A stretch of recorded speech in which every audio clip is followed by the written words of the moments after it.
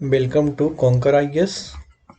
तो दोस्तों MPPSC 2020 president of India की क्लासेस हमारी आज थर्ड है और इसकी पहली क्लासेस हो चुकी हैं। अगर आप वो क्लासेस नहीं देखे हैं तो जाके कॉन्कर आईएएस प्ले लिस्ट में जाकर वो क्लासेस आप देख सकते हैं।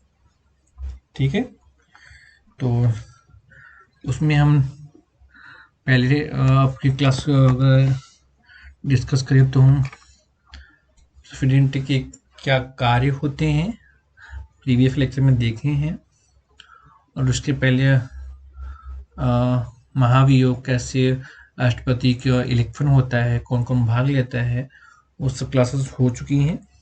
ठीक है, तो आज हम जो कि एमपीपीएससी में दोस्तों पॉलिटी की क्लासेस चल रही हैं और हमने इसके पहले भी बहुत सारी क्लासेस हमारी हो चुकी हैं।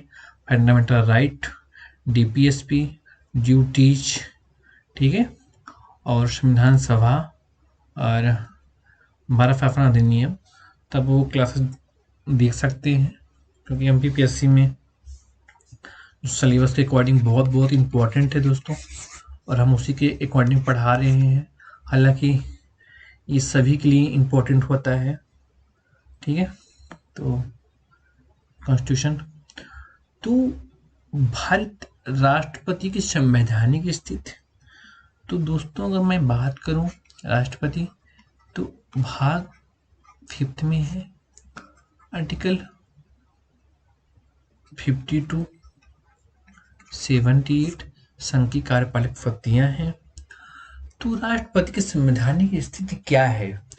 तो राष्ट्रपति को जो संवैधानिक, देखिए हमारे यहाँ पार्लियामेंट्री सिस्टम है, संसदीय व्यवस्था है, न कि राष्ट्रपति का है। क्योंकि हमें जैसे अमेरिका में वहाँ राष्ट्रपति मतलब की प्रक्रिया को अपनाई गई, लेकिन हमारे यहाँ संसद में राष्ट्रपति प्रधानमंत्री दोनों की वरीयता है। अगर मान लीजिए उस लोकसभा भंग हो गई या कि नहीं है, तो राष्ट्रपति संविधान का प्रमुख होने और देश का पहला नागरिक है। तो इसमें अलग अलग विद्वानों का अलग अलग मत है। तो नाम मात्र का कार्यपालक राष्ट्रपति को कौन कौन बोलता है? पंडित नेहरू, पंडित जवाहरलाल नेहरू, डॉक्टर अंबेडकर और डी बसु। और वास्तविक कार्यपालक कौन बोलता है? जे शिवाचा और ग्रेड हिल। ठीक है, तो दोस्तों नाम मात्र का कार्यपालक कौन बोलता है? Pandit Nehru, doctor Ambedkar, D Basu.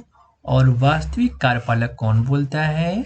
जे शिवाचा और ग्रेड हिल। ठीक है, तो आर्टिकल 53, आर्टिकल 73, आर्टिकल 75(1), 78, 123 और 85 राष्ट्रपति मंत्रिपरिषद की सलाह से करेगा। ठीक है, ठीक है, तो ये जो आर्टिकल है दोस्तों, तो आर्टिकल 53, आर्टिकल 73, तो दोस्तों 75 का 1 और 88, 78 और 123 और 85। ठीक है, तो राष्ट्रपति मंत्रिपरिषद की सलाह से कार्य करेगा। ठीक है, ठीक है दोस्तों। तो न्यायपालिका में प्रश्न खड़ा किया जा सकता है कि लेकिन कि आधार पर न्यायपालिका न्यायिक पुनर्विलोकन कर सकती है।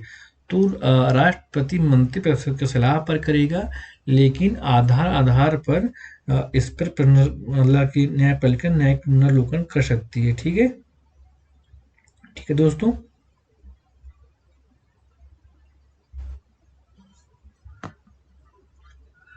तो भारतीय संविधान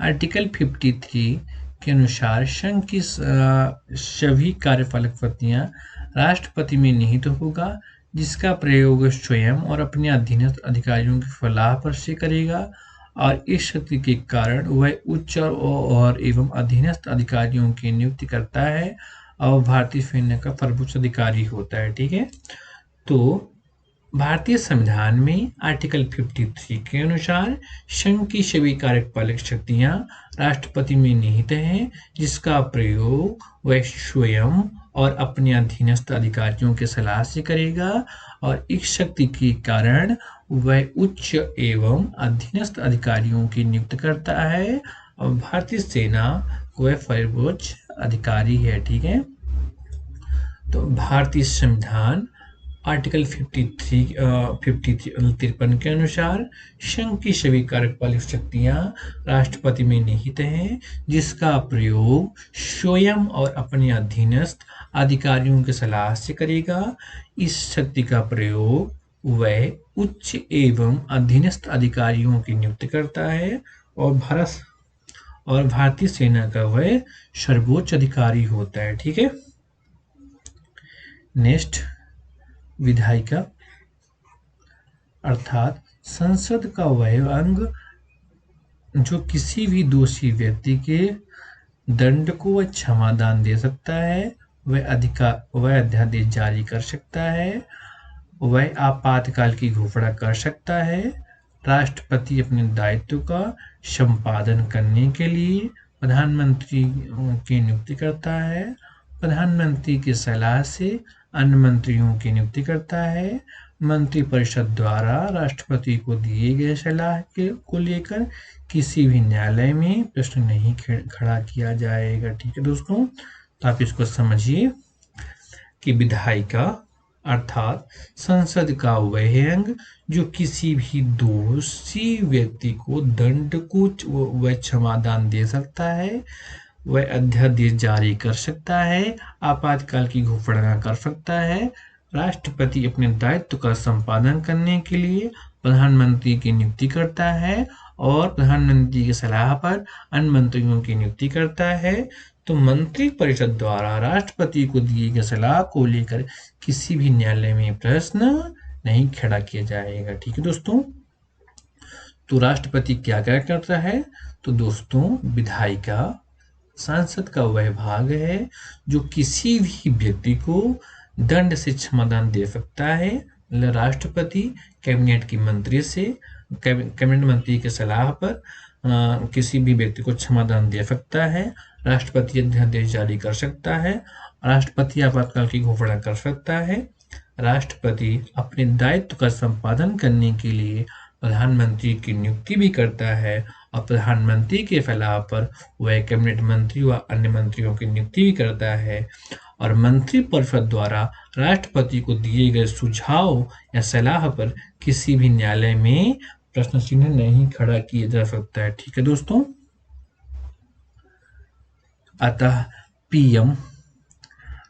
पीएम और राष्ट्रपति का संवाद गोपनीय होता है, इसका न्यायिक जांच नहीं कर सकता। वेरी वेरी इंपॉर्टेंट दोस्तों। तो प्रधानमंत्री और राष्ट्रपति के संवाद गोपनीय होते हैं, जिसका न्यायपालिका जांच नहीं कर सकती। ठीक है, नेक्स्ट दोस्तों, एसआर बनाम भारत संघ 1994 के मामले में न्यायपालिका ने यह निर्णय दिया कि राष्ट्रपति को दिया गया परामर्श की न्यायिक जांच नहीं की जा सकती, लेकिन जिन आधारों पर ऐसा परामर्श आधारित होता है वे आधार परामर्श के भाग नहीं होते, इसलिए उसका न्यायिक पुनर्वलोकन किया जा सकता है। ठीक है, तो एसआर वर्सेस भारत संघ 1994 के मामले में न्यायपालिका ने यह निर्णय दिया कि राष्ट्रपति को दिया गया परामर्श की न्यायिक जांच नहीं की जा सकती, लेकिन जिन आधारों पर ऐसा परामर्श आधारित होता है वे आधार परामर्श के भाग नहीं होते, इसलिए न्यायिक पुनर्विलोकन की जा सकती है। ठीक है दोस्तों, तो आधार के परामर्श के आधार पर वो न्यायिक पुनर्विलोकन किया जा सकता है, उसका कोई आधार नहीं होता है। ये क्या बात है दोस्तों। तो एसआर बना भारत संघ 1994 के मामले में न्यायपालिका ने निर्णय दिया कि राष्ट्रपति को दिया गया परामर्श की न्यायिक जांच नहीं की जा सकती, लेकिन जिन आधारों पर ऐसा परामर्श आधारित होता है वे आधार परामर्श के भाग नहीं होते, इसलिए उसका न्यायिक पुनरावलोकन किया जा सकता है। ठीक है, नेक्स्ट दोस्तों, राष्ट्रपति को इन शक्तियों को लेकर राजनीतिक विचारकों के मध्य एक मत अभाव दिखाई पड़ता है। राजनीतिक विचारकों का यह समूह, जिससे जे.आर. शिवाचा और ब्रिटिश विचारक ग्रेड हिल, उनका मानना है कि संविधान राष्ट्रपति को जो शक्तियां प्रदान की गई हैं, यदि उसे राष्ट्रपति उन शक्तियों का प्रयोग करना शुरू कर दे तो वह उसकी स्थिति नाममात्र के स्थान पर वास्तविक कार्यपालिका हो जाएगी। Very very important. तो दोस्तों यहाँ पे क्या है, जे.आर. शिवाचा एंड ग्रेड हिल। ठीक है, तो राष्ट्रपति की इन शक्तियों को लेकर राजनीतिक विचारों के मध्य एक मत अभाव दिखाई पड़ता है।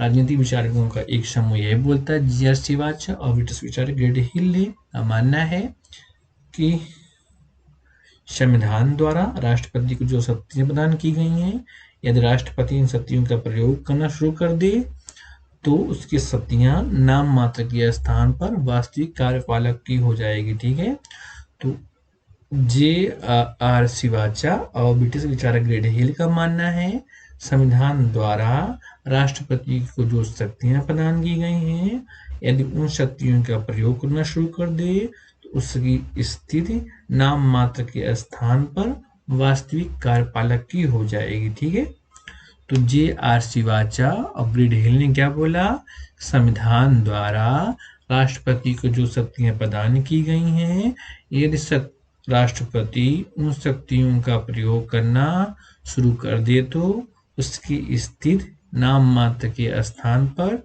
वास्तविक कार्यपालक की हो जाएगी। ठीक है, ठीक है दोस्तों। और दूसरी ओर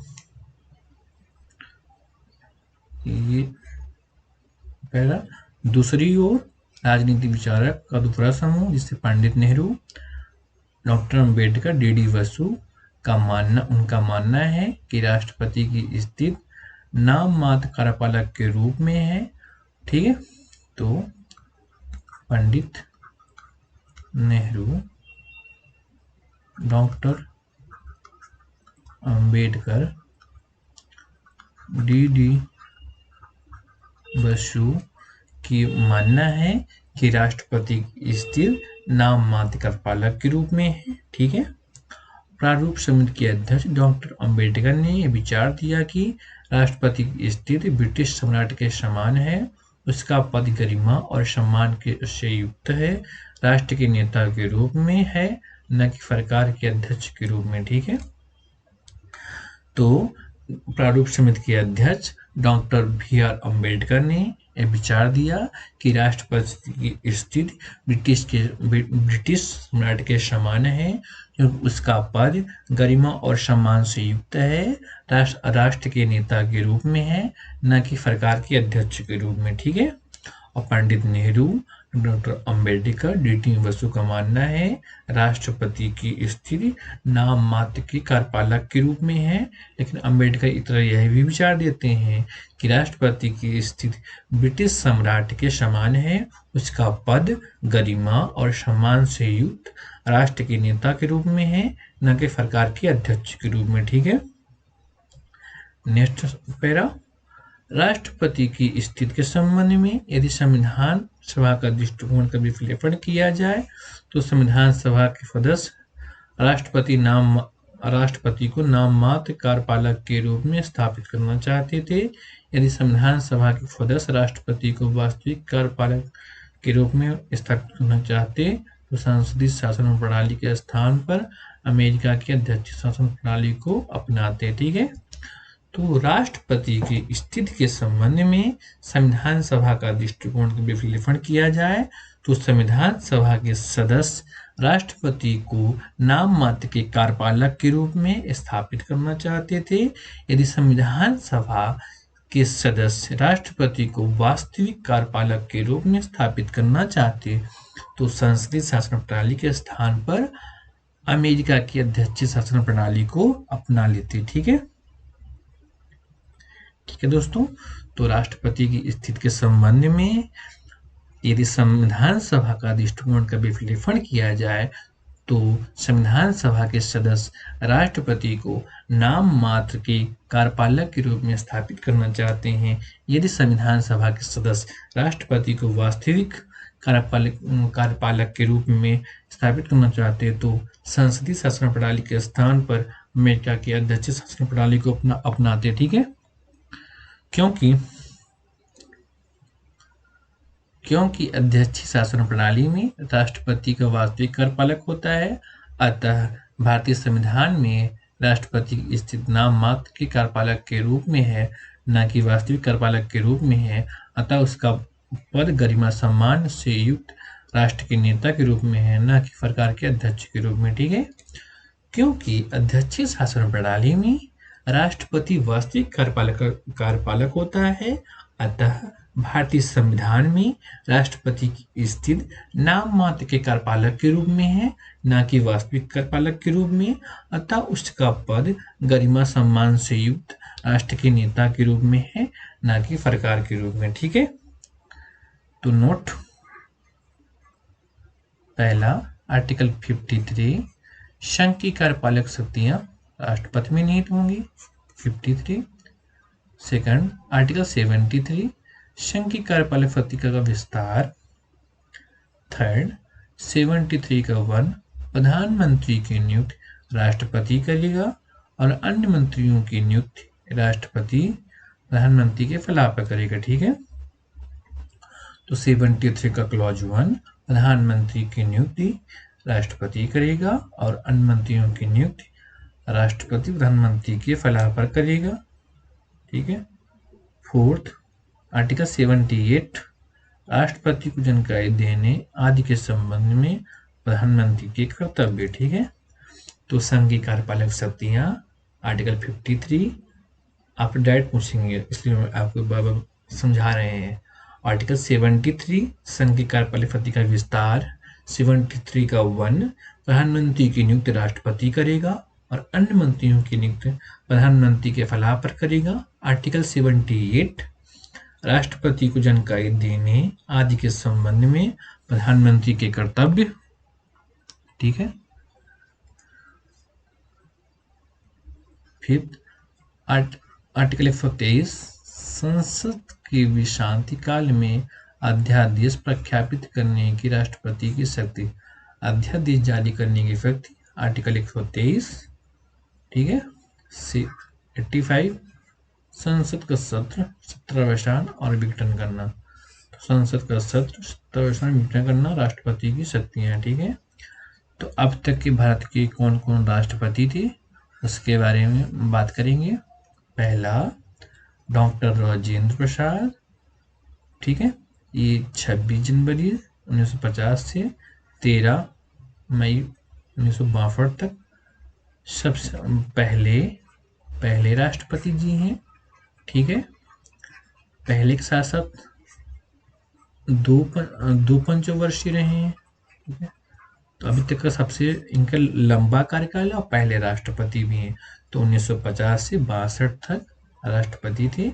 इसके पहले लॉर्ड माउंटबेटन भारत के गवर्नर जनरल थे। ठीक है, अगर आपसे ये पूछे 1900 पहले तब संविधान लागू नहीं हुआ था, तब गवर्नर जनरल था। ठीक है, तो 1950 से 62 तक भारत के पहले राष्ट्रपति और सबसे लंबे कार्यकाल तक रहने वाले राजेंद्र प्रसाद जी हैं। ठीक है, सेकंड, डॉक्टर एस राधाकृष्णन 1962 से 67 तक। ठीक है, तीसरा डॉक्टर जाकिर हुसैन 67 से 69 तक।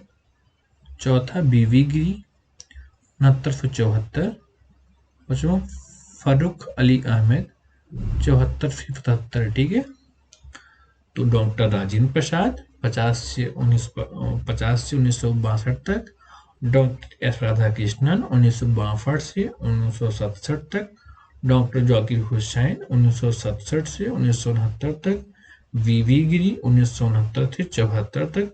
फारूक अली अहमद 1974 से 1977 तक। ठीक है। नोट: वीवी गिरी 3 मई 1969 से 20 जुलाई 1969 तक।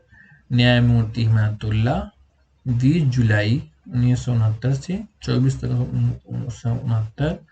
और वीडी जत्ती 11 फरवरी 1977 से 25 जुलाई 1977 तक कार्यवाहक अध्यक्ष के रूप में कार्य किए। ठीक है। छठवां नीलम संजीव रेड्डी 1977 से 82 तक। सातवां ज्ञानी जैल सिंह 82 से 87 तक। 8 आर वेंकटरमण 87 से 92। 9 डॉक्टर शंकर दयाल शर्मा 92 से 97। के आर नारायण 97 से 2002 तक। ठीक है। तो नीलम संजीव रेड्डी 1977 से 82 तक। ज्ञानी जैल सिंह 82 से 87 तक। आर वेंकटरमण 87 से 92 तक। शंकर दयाल शर्मा 92 से 97 तक। के आर नारायण 97 से 2002 तक। ठीक है। और next 11 doctor APJ Abdul Kalam 2002 से 2007 तक। ठीक है। 12 प्रतिभा देवी पाटिल पहली महिला राष्ट्रपति 2007 से 12 तक। 13 प्रणब मुखर्जी 2012 से 17 तक। इनको भारत रत्न मिला है अभी हाल ही में। ठीक है। 2019 में। 14 रामनाथ कोविंद 25 जुलाई 2017 से अब तक। ठीक है। तो डॉक्टर एपीजे अब्दुल कलाम 2002 से 2007 तक। प्रतिभा देवी पाटिल 2007 से 12 तक। प्रणब मुखर्जी 2012 से 17 तक भारत रत्न मिला है इनको। रामनाथ कोविंद 2017 से अब तक। तो प्रतिभा देवी पाटिल पहली महिला। ठीक है। पहली महिला राष्ट्रपति। वर्तमान में रामनाथ कोविंद जी 17 से अभी तक पहले हुए हैं। तो नोट: राष्ट्रपति देश का संवैधानिक प्रधान होता है। ठीक है। सेकंड, भारत का प्रथम नागरिक कहलाता है। ठीक है। थर्ड, राष्ट्रपति पद की योग्यता 35 वर्ष की आयु पूरी कर चुका हो। फिर नेक्स्ट, डॉक्टर राजेंद्र प्रसाद भारत के प्रथम राष्ट्रपति, वे लगातार दो बार राष्ट्रपति निर्वाचित हुए। नेक्स्ट, डॉक्टर एस राधाकृष्णन लगातार 2 बार उपराष्ट्रपति और 1 बार राष्ट्रपति रहे। ठीक है। नेक्स्ट, केवल डॉक्टर वीवी गिरी के निर्वाचन के समय दूसरे चक्र की गणना करनी पड़ी। ठीक है।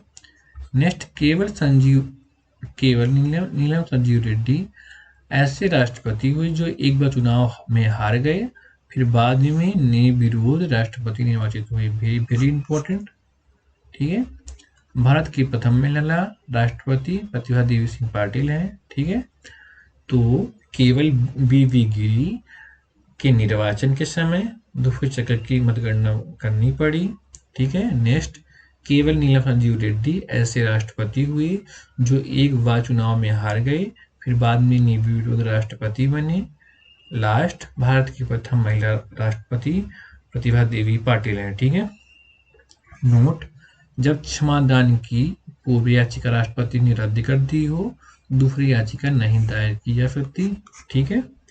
जब क्षमादान की पूर्व याचिका राष्ट्रपति ने रद्द कर दिया हो तो दूसरी याचिका दायर नहीं की जा सकती।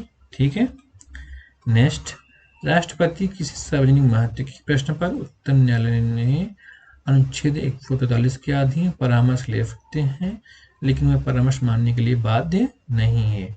राष्ट्रपति किसी सार्वजनिक महत्व के प्रश्न पर उच्च न्यायालय से आर्टिकल 144 के अधीन परामर्श ले सकता है, लेकिन वो परामर्श मानने के लिए बाध्य नहीं है। ठीक है, तो thanks for watching this video. Hit the bell icon button, subscribe the channel, like and share the video. बहुत बहुत धन्यवाद दोस्तों।